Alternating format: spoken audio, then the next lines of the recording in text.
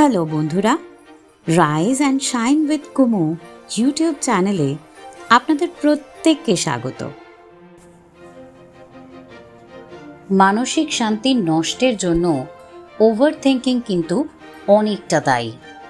এটি আমাদের কাজের প্রতি মনোযোগও যেমন কমিয়ে দেয়, তেমনি দীর্ঘদিন এভাবে চললে উদ্বেগ, হতাশা বেড়ে যায়, এমনকি কনফিডেন্স লেভেলও কমিয়ে দিতে পারে এই ওভার থিঙ্কিং। আসুন আজকে আমরা আলোচনা করব এই ওভার থিঙ্কিংকে কাটিয়ে তোলার 6টি উপায় নিয়ে।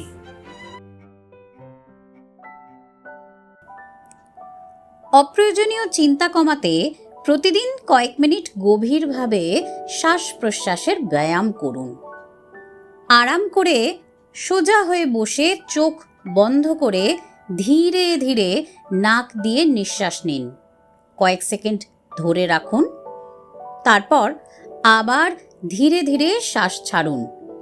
এভাবে প্রতিদিন কয়েক মিনিট করুন, দেখবেন খুব তাড়াতাড়ি দুশ্চিন্তা গায়েব হবে।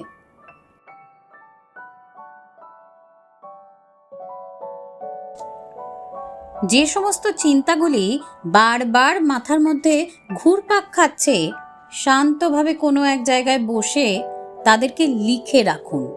দেখবেন মাথা খুব হালকা লাগবে, চিন্তার ভারও অনেকটাই কমে যাবে।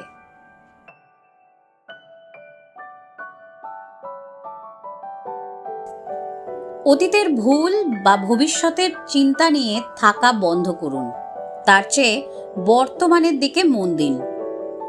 এখন আপনি ঠিক কোন পজিটিভ কাজে রয়েছেন সেটা নিয়ে ভাবা প্র্যাকটিস করুন।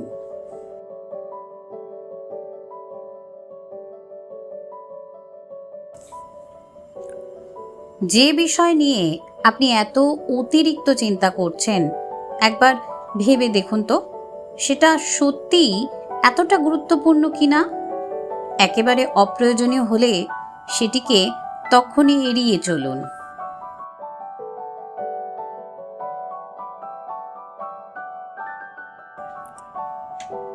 যে বিষয়গুলি বারবার মনকে ভাবাচ্ছে, যে চিন্তাগুলি মন থেকে কিছুতেই যাবার চেষ্টা করছে না, তাদেরকে সম্ভব হলে কোনো বিশ্বস্ত বন্ধু কিংবা আত্মীয় কিংবা কাছের কোনো মানুষের সাথে ভাগ করে নিন।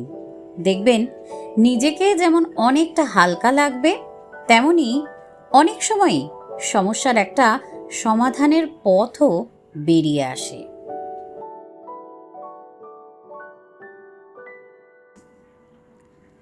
দেখুন, জীবনে একই সাথে সব দিকে নিখুঁত হওয়া যায় না।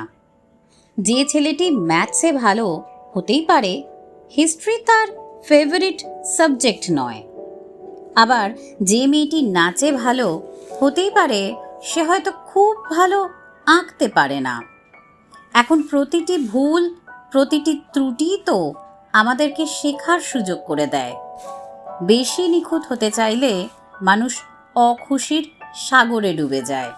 তাই ভালো থাকতে অতিরিক্ত নিখুঁত হওয়ার চেষ্টা না করাই ভালো।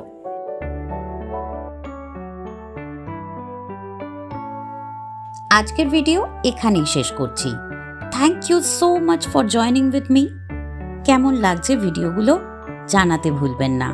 আর যদি ভালো লাগে তাহলে please like, share and subscribe my channel. কথা হবে আবার একটা নতুন ভিডিওতে। আর ততক্ষণ অবধি স্টে হ্যাপি, স্টে লাভড।